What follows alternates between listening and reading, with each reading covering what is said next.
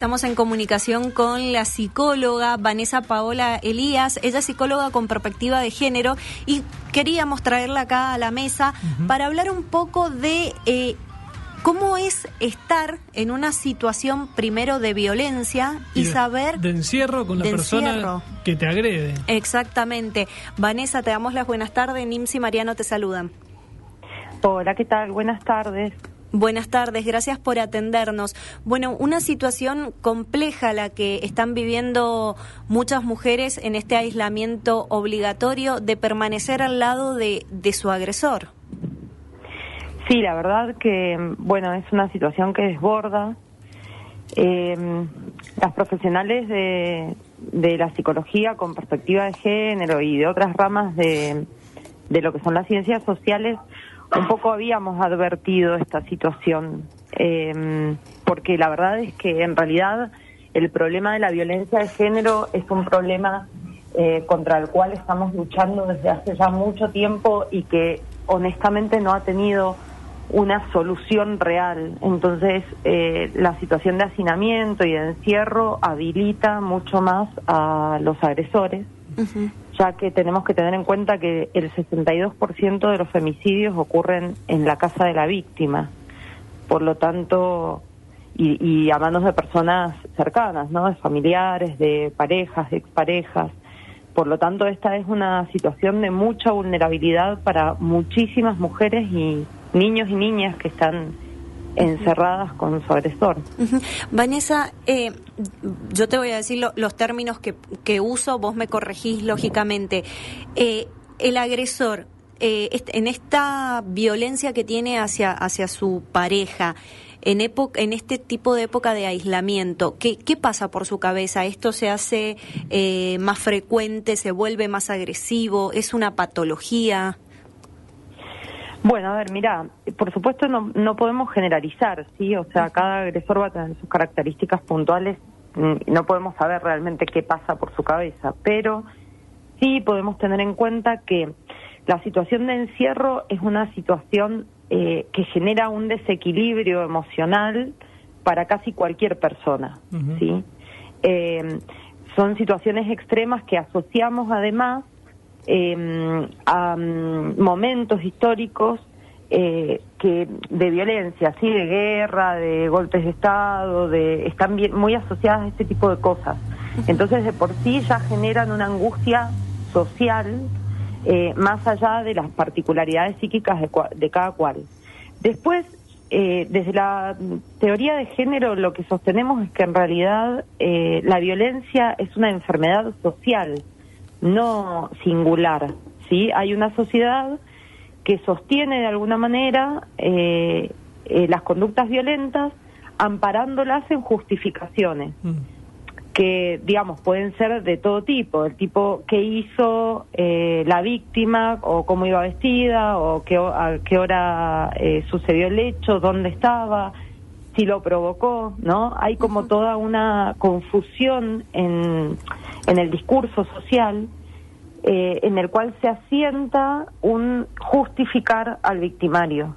Esto, por ejemplo, que les digo, no es algo menor, es algo muy importante, porque es el eslabón fundamental para empezar a desarmar esta violencia naturalizada que sostiene la cantidad de femicidios que estamos viviendo en la Argentina, sobre todo, ¿no? Aparte, me imagino que eso también incide en la mujer a la hora de denunciar. El saber todo esto, lo que decís vos de las justificaciones, el contexto, la misma violencia que hay social, la deja aún más aislada a la mujer a la hora de contar lo que le está pasando. Sí, por supuesto. Mirá, tenemos que pensar que, por ejemplo, en Capital Federal, que se cuenta con recursos bastante superiores a los que cuentan las provincias, que generalmente está mucho más precarizado el tema de la violencia de género, aún y así, y teniendo formaciones y teniendo charlas y trabajando al respecto, muchas veces se revictimiza a la víctima, muchas veces no se la contiene como se debería, la víctima pasa por tener que contar y repetir la historia un montón de veces en distintas instancias, y además también tenemos que pensar que aunque la ley dice que es preventiva, lo cierto es que las herramientas de prevención con las que contamos hoy, que pueden ser, por ejemplo, el botón antipánico, no son herramientas que en los hechos realmente funcionen, porque una mujer que toca el botón antipánico tiene un periodo de tiempo de espera donde claramente, de hecho, si vamos a las estadísticas, la mayoría de las mujeres muertas a causa de femicidio en los últimos tiempos han tenido denuncias registradas y han contado con el botón antipánico. Claro. Pero bueno, en lo real no está funcionando. Entonces, yo considero que es fundamental construir una red social. O sea, cuando no funciona la coyuntura legal, tendría que funcionar la comunidad, ¿no? Ahora, Vanessa, ¿qué es desde dos partes, qué es lo que tiene que hacer una mujer en este momento que está sufriendo violencia o que convive con su agresor? ¿Y qué tenemos que hacer nosotros como sociedad sabiendo que en tal lugar hay una persona que está encerrada con su agresor? ¿Cómo nos acercamos? Bien, bueno, mira, la verdad es que desde el Ministerio de la Mujer han habilitado líneas telefónicas para hacer denuncias. El 144 era la línea habitual, se ha habilitado el 137 también, y a su vez se han habilitado distintos números de WhatsApp. Esta información está en las redes, si entran a las páginas de distintas agrupaciones feministas tenemos esa publicación. También pueden entrar a mi página en Facebook o Instagram y van a encontrar todos los números. Se están armando estrategias sociales para pedir ayuda. Muchas veces tenemos que pensar que la mujer que está en peligro no cuenta con la libertad de pedir ayuda, ¿sí? De llamar, Entonces, si yo sé, por ejemplo, que mi vecina está corriendo peligro, o tengo una familiar que está en riesgo, o sospecho de alguien, yo puedo llamar para denunciar. En esta situación puedo intentar comunicarme también. A veces esto es riesgoso, digamos, tenemos que pensar esto, que no todas las víctimas tienen acceso a sus teléfonos sin que el victimario los esté controlando, los esté revisando. Entonces sí hay que ser cautelosas, pero sobre todo tratar de hacerle saber que no está sola, que cuenta con nosotros, que no la juzgamos, que no le vamos a cuestionar el por qué no, porque si no también entramos en esto de, bueno, ¿y por qué se queda? ¿Por qué no se va? Claro. ¿Por qué, viste? Es muy importante no cuestionar. No es tan fácil. Todas las situaciones desde afuera parecen simples. Vivir coartada por una situación, por un vínculo violento, es sumamente complejo de atravesar y no es para nada fácil salir, mucho menos si hay niños y niñas en el medio. ¿Cómo lo atraviesa la persona? O sea, ¿cómo son los estadios de la mujer que convive con su agresor hasta que finalmente logra salir de ahí?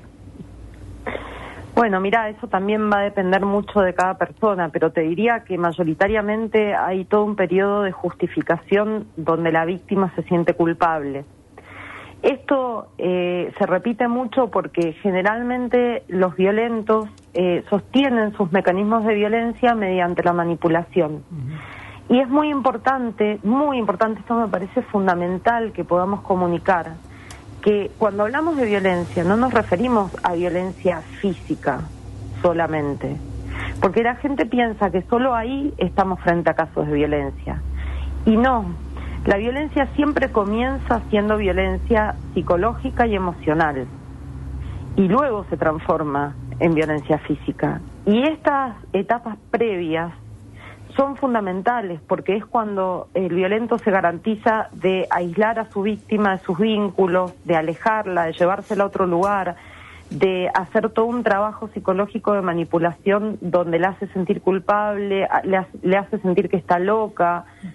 ¿Viste? Hay un montón de recursos que van coartando a esa persona para que no se atreva a hablar, para que sienta que va a ser juzgada y para que ella misma se juzgue. Y en este contexto, porque también es cierto que la víctima en un contexto normal, me refiero a este contexto de encierro que estamos viendo hoy obligatorio, puede salir de su casa, puede hacer cosas que hoy no.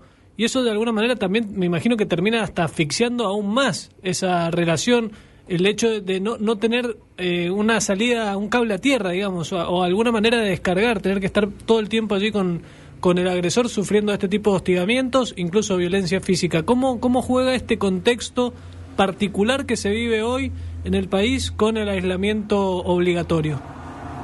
Sí, claro, totalmente, es tal cual lo que decís. Es un contexto que potencia absolutamente la violencia. De hecho, dispara irascibilidad en relaciones que no son violentas, ¿sí? Uh-huh. O sea, pensemos en lo irascible que podemos estar las personas en nuestro ámbito habitual, ¿sí? De estar en una situación de encierro generalmente nos pone irascibles, menos tolerantes, como con cambios de humor. Entonces, esta situación potenciada por un entorno, un contexto violento, va a extremar la violencia, ¿sí? Así como puede extremarnos la angustia, la tristeza, otras sensaciones, otras emociones, va a potenciar la violencia. Entonces, esta víctima es, está en una situación de mucho más desamparo, ¿sí?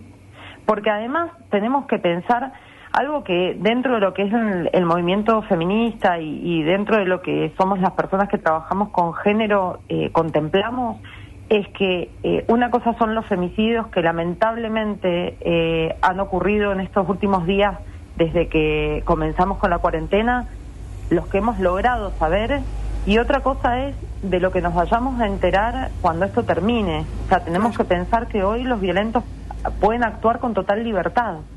Uh-huh.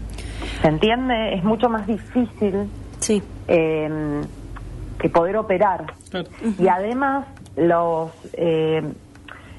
distintas instituciones judiciales están colapsadas también porque tienen mucha menos concurrencia de empleadas y empleados y mucha más demanda. Uh-huh. Bien. Vanessa, ha sido muy clara. Muchísimas gracias por esta comunicación. No, por favor, gracias a ustedes.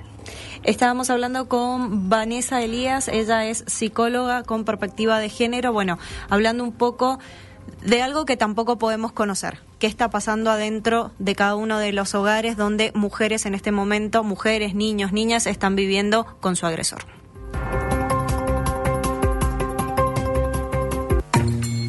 MDZ en cuarentena.